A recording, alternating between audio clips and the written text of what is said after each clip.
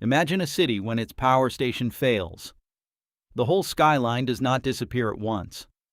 Some rooms go dark. Batteries keep others alive. Emergency crews may restore part of the grid. The human body behaves more like that city than a light bulb. When the heart stops pumping, every cell does not die in the same instant. Death is a process, and part of that process can briefly remain reversible. The question, what happens after we die, hides several questions. What happens when circulation stops? What happens inside the brain? What do resuscitated people remember? And what happens after recovery is impossible? Science can investigate the first three. On the last one, it reaches a boundary. First, cardiac arrest is not the same as a heart attack. A heart attack is usually a blockage that damages heart muscle. Cardiac arrest means the heart is no longer pumping blood effectively. A heart attack can trigger an arrest, but so can an abnormal rhythm, drowning, severe blood loss, or an overdose.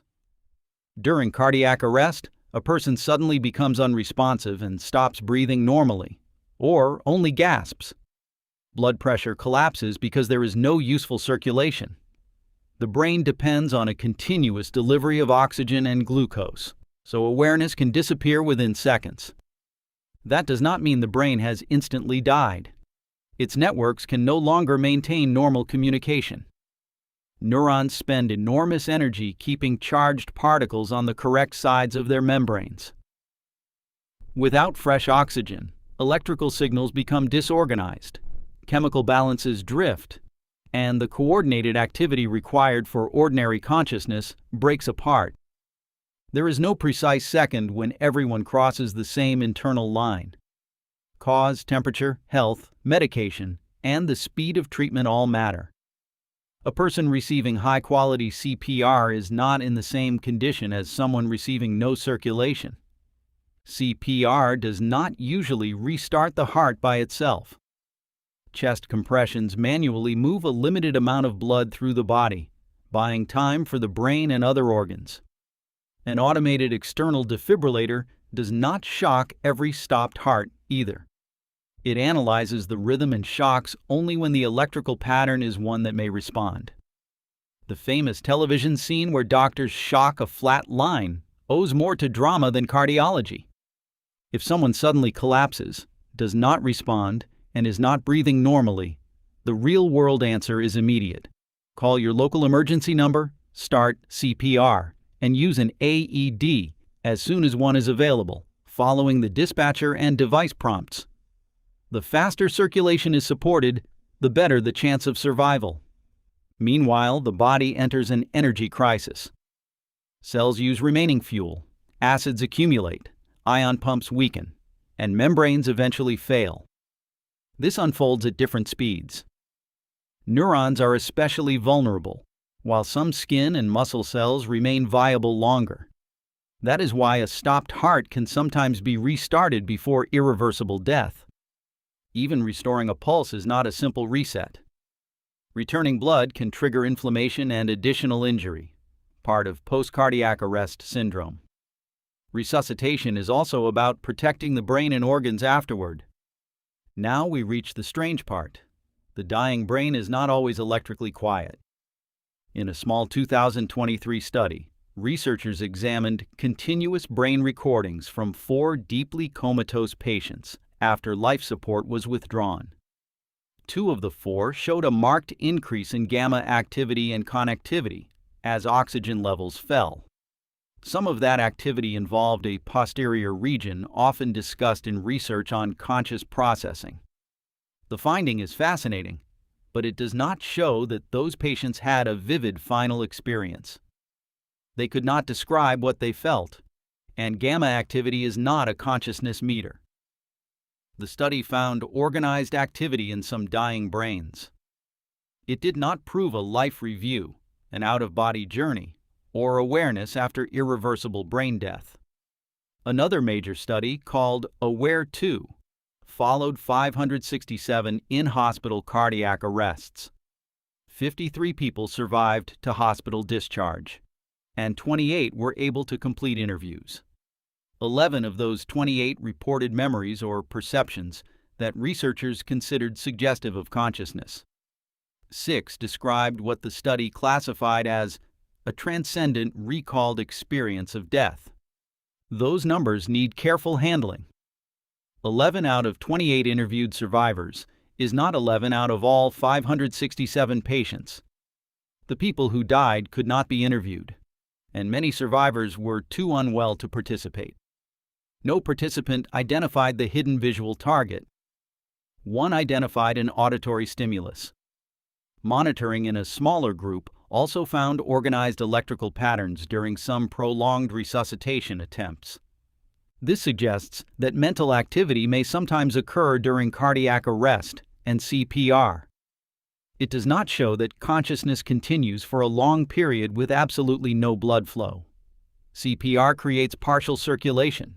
Recordings are incomplete, and memories can form before awareness is lost, during resuscitation, or while a person is waking. Pinning a remembered experience to an exact minute is extraordinarily difficult. Still, the reports share recurring features.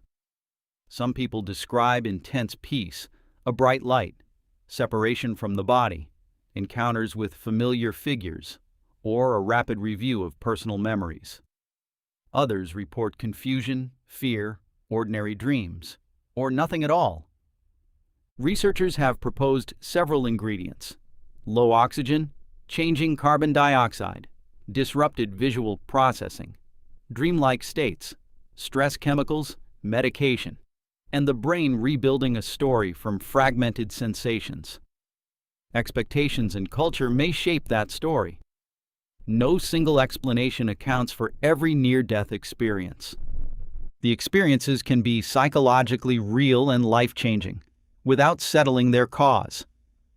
A brain-based explanation would not make them meaningless. A spiritual interpretation would not by itself become scientific evidence. Mixing those claims produces confident answers, where the data contain large blank spaces. There is also an important difference between cardiac arrest, coma, and brain death. Cardiac arrest may be reversible.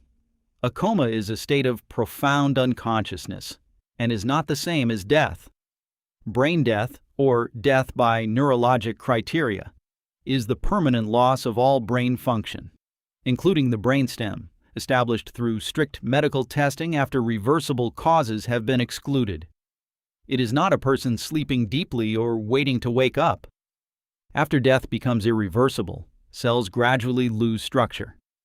Enzymes break tissue down from within, and microbes continue the transformation. The atoms that formed a person do not vanish. They return to cycles of air, soil, water, and other living things. Science can follow those changes in remarkable detail. What it cannot measure is whether personal consciousness exists independently of a functioning brain.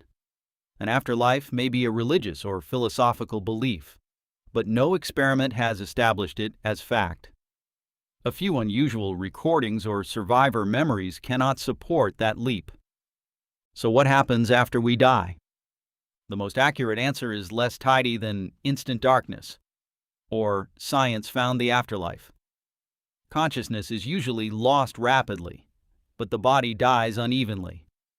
Resuscitation can sometimes reverse the process. Some survivors report rich experiences, and some brains show surprising activity near death. Those findings do not tell us what, if anything, lies beyond irreversible death. The mystery remains, yet it points back towards something we can know. The people we love are here now. The conversations we postpone are available now. The quiet meal, the walk home, and the unremarkable hour beside someone who matters are not rehearsal footage. They are life itself. Perhaps the final question does not give us a map of what comes next.